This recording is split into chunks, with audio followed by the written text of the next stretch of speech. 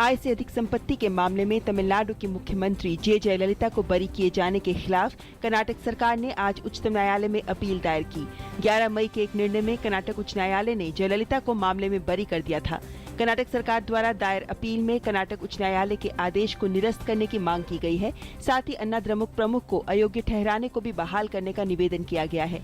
इसमें यह भी आरोप लगाया गया है कि उसे उच्च न्यायालय के समक्ष अपने मामले को रखने का पर्याप्त मौका नहीं दिया गया। दिल्ली सरकार के तमाम प्रयासों के बावजूद हड़ताल पर गए रेजिडेंट डॉक्टरों के काम पर नहीं लौटने पर सरकार ने डॉक्टरों के खिलाफ कार्रवाई करते हुए एस्मा लगा दिया है। हालांकि दिल्ली सरकार ने उनकी कई मांगे मान ली हैं, लेकिन डॉक्टर सरकार से लिखित आश्वासन की मांग पर अड़े हैं। दिल्ली में सोमवार से 25 अस्पतालों के 15,000 से अधिक डॉक्टर हड़ताल पर हैं। वित्त मंत्री अरुण जेटली ने कहा है कि अगर भूमि अधिग्रहण संशोधन विधेयक राज्यसभा में पारित नहीं होता है तो संसद का संयुक्त सत्र बुलाया जाएगा, क्योंकि इसका पारित होना अगले चरण के आर्थिक सुधारों और भारत की आर्थिक वृद्धि के लक्ष्य को हासिल करने के लिए महत्वपूर्ण है। हालांकि जेटली ने विश्वास जताया कि भूमि विधेयक अपने नए स्वरूप में राज्यसभा में पारित हो जाएगा। मिशनरीज ऑफ चैरिटीज की प्रमुख सिस्टर निर्मला का 81 वर्ष की उम्र में कोलकाता में निधन हो गया है। सिस्टर निर्मला को 1997 में मदर टेरेसा के निधन के 6 महीने पहले मिशनरीज ऑफ चैरिटी का प्रमुख बनाया गया था। उन्हें सुपीरियर जनरल का पद प्राप्त था। प्रधानमंत्री नरेंद्र मोदी ने दुख जताते हुए अपने संदेश में कहा कि सिस्टर निर्मला का जीवन गरीबों और वंचित लोगों की सेवा को समर्पित था। उत्तर प्रदेश के शाहजहांपुर में पत्रकार की हत्या के मामले में नया मोड़ आ गया है। फॉरेंसिक रिपोर्ट में कहा गया है कि पत्रकार ने खुद को आग लगाई थी। इस बीच उत्तर प्रदेश के मुख्यमंत्री अखिलेश यादव ने पत्रकार जोगेंद्र सिंह के परिवार को 30 लाख रुपए की सहायता दी है। साथ ही मृतक पत्रकार के परिवार के 2 सदस्यों को सरकारी नौकरी का भी भरोसा दिया गया है।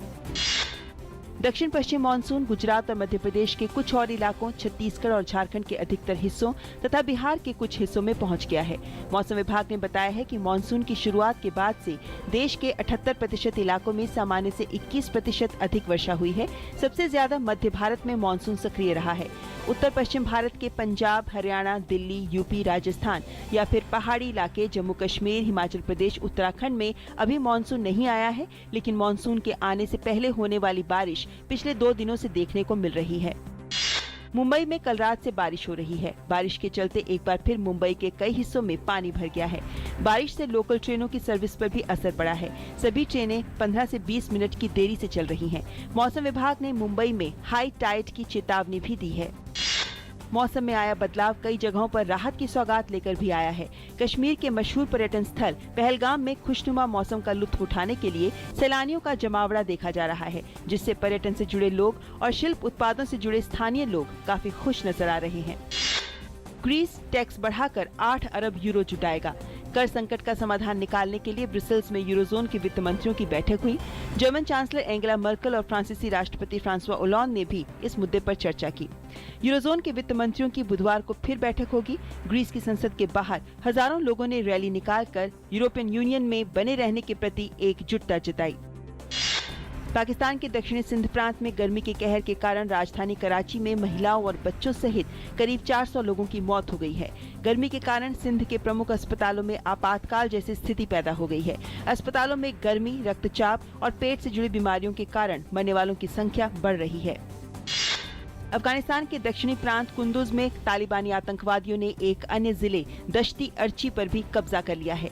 सोमवार को आतंकवादियों और स्थानीय सुरक्षा बलों के बीच भारी मुठभेड़ हुई, जिसके बाद आतंकवादियों ने दश्ती अर्ची जिले को अपने कब्जे में ले लिया। उत्तरी पूर्वी नाइजीरिया के सबसे बड़े शहर मैदुगुरी में भीड़ भरी मस्जिद के पास 2 लड़कियों ने खुद को विस्फोटक से उड़ा लिया, जिससे 30 लोगों की मौत हो गई और कई लोग घायल हो गए। अंतर्राष्ट्रीय बलों द्वारा चरमपंथी संगठन बोको हराम के खिलाफ कार्रवाई तेज होने के बाद हाल के दिनों में हमलों में तेजी आई है। दक्षिणी सूडान में जारी लड़ाई में तेजी आने से लोगों के सामने भूखमरी की समस्या पैदा हो गई है। यहाँ पिछले कुछ सप्ताहों में हिंसा की घटनाओं में बढ़ोतरी दर्ज की गई है। विश्व खाद्य कार्यक्रम के आपात दल प्रभावित इलाकों में हवाई जहाजों के जरिए खाने के पैकेट गिरा रहे हैं। दक्षिण कोरिया में मिडिल ईस्ट रेस्पिरेटरी सिंड्रोम यानी मर्स के आज 3 नए मामले सामने आए, जिससे इसके पीड़ितों की संख्या बढ़कर 175 पहुंच गई है।